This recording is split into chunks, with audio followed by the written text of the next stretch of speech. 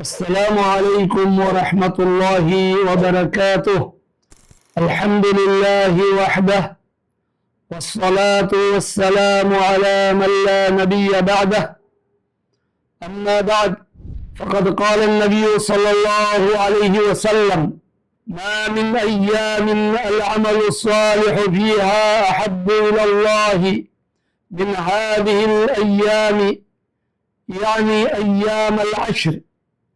قالوا: يا رسول الله صلى الله عليه وسلم، ولا الجهاد في سبيل الله؟ قال: ولا الجهاد في سبيل الله إلا رجل خرج بنفسه وماله فلم يرجع من ذلك بشيء، أو كما قال عليه الصلاة والسلام. میرے محترم ناظرین و سامعین کرام، وقت کی مناسبت کو مد نظر رکھتے ہوئے آپ حضرات کے سامنے اللہ کے رسول علیہ السلام کی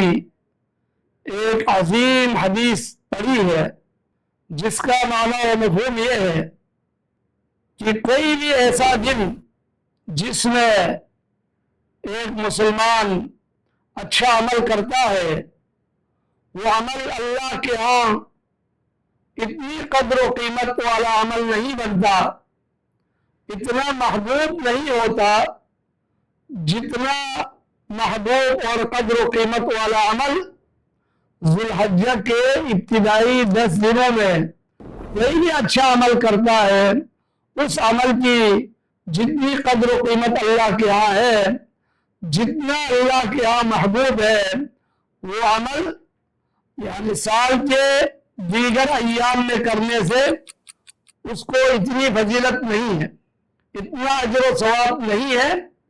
جتنا ذو الحجہ کے ابتدائی 10 دنوں میں ایک مسلمان کر لیتا ہے۔ صحابہ کرام رضی اللہ عنہم اجمعین نے نبی علیہ السلام سے پوچھا کہ اللہ کے رسول علیہ السلام، جہاد فی سبیل اللہ کی بھی اتنی قدر و قیمت نہیں باقی دنوں میں؟ جو ذو الحجہ کے ابتدائی 10 دنوں میں کوئی اچھا عمل کرتا ہے، جتنی اس کی قدر و قیمت ہے؟ تو نبی علیہ السلام نے فرمایا، حتیٰ کہ اللہ کے راستے میں جہاد کی بھی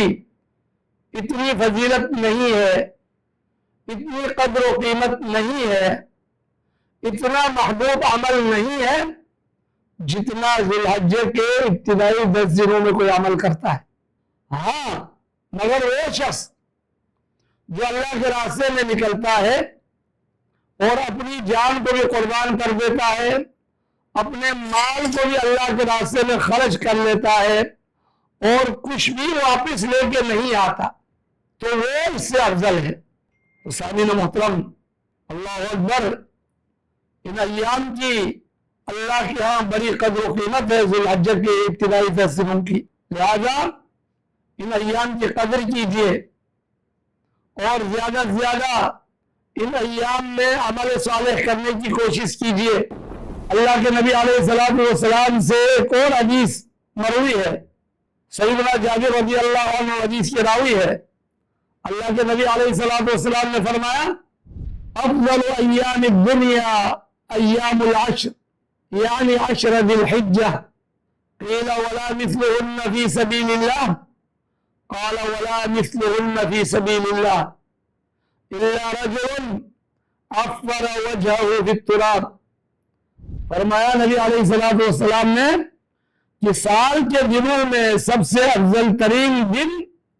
ذو الحجہ کے ابتدائی 10 دن ہیں۔ تو صحابہ کرام رضی اللہ عنہم اجمعین نے نبی علیہ السلام سے پوچھا، اللہ کے رسول علیہ السلام، اللہ کے راستے میں ایک مجاہد نکلتا ہے جہاد کے لیے باقی دنوں میں، تو اس مجاہد کی بھی اتنی قدر و قیمت نہیں جتنا ذو الحجہ کے ابتدائی 10 دنوں میں کوئی اچھا عمل کرتا ہے۔ مگر وہ آدمی جو اللہ کے راستے میں نکلتا ہے اور اپنی جان قربان کر لیتا ہے، شہید ہو جاتا ہے، تو اس کی فضیلت اس سے زیادہ ہے فرمایا۔ حالانکہ اللہ کے راستے میں ایک مختصر دن کے مختصر ٹائم بھی پہرا دینا نبی علیہ السلام نے فرمایا دنیا و ما فیہا سے افضل ہے فرمایا۔ لغدوۃ فی سبیل اللہ او روحۃ خیر من الدنیا وما فیہا، اللہ کے راستے میں صبح کا ایک مختصر ٹائم پہرا دینا یا شام کے ٹائم پہ ایک مختصر ٹائم پہرا دینا، یہ دنیا اور دنیا کے اندر جتنی نعمتیں ہیں ان تمام نعمتوں سے افضل ہے فرمایا۔ لیکن اس کے باوجود بھی ذی الحجہ کے ابتدائی 10 دنوں میں کوئی اچھا عمل کرتا ہے تو اس کی قدر و قیمت اللہ کے ہاں بہت زیادہ ہے، لہذا ان ایام کی قدر کیجیے اور زیادہ سے زیادہ عمل صالح کرنے کی کوشش کیجیے۔ دیکھیے رات کے اعتبار سے رمضان المبارک کے آخری 10 راتیں سال کی تمام راتوں میں سب سے افضل ہے، اور دن کے اعتبار سے ذی الحجہ کے ابتدائی 10 دن سال کے تمام دنوں میں سے سب سے افضل ہے۔ رمضان المبارک کے آخری 10 دنوں میں لیلۃ القدر جیسی عظیم رات آتی ہے، ذی الحجہ کے بابرکت ایام میں ابتدائی 10 دنوں میں یوم عرفہ جیسا عظیم دن جو ہے اس میں آتا ہے۔ تو سال کے اعتبار سے رمضان المبارک کے آخری 10 عشرہ اور دن کے اعتبار سے ذی الحجہ کے ابتدائی 10 دن سال کے تمام دنوں میں سے سب سے افضل ہے، لہذا ان ایام کی قدر کیجیے۔ اور امام ابن حجر رحمہ اللہ اس کی فضیلت کی وجوہات میں سے ایک وجہ بیان کرتے ہوئے فرماتے ہیں والذی یظہر ان السبب فی امتیاز 10 ذی الحجہ لمکان اجتماع امہات العبادۃ فیہ وہی الصلاۃ والصیام والصدقۃ والحج ولا یتأتی ذلک فی غیرہ۔ فرماتے ہیں جو ظاہر ہوتا ہے ذی الحجہ کے ابتدائی 10 دن افضل ہونے کی جو وجہ جو سبب معلوم ہوتا ہے وہ یہ ہے کہ ان 10 دنوں میں جو اصل عبادات ہیں، بڑی بڑی جو عبادتیں ہیں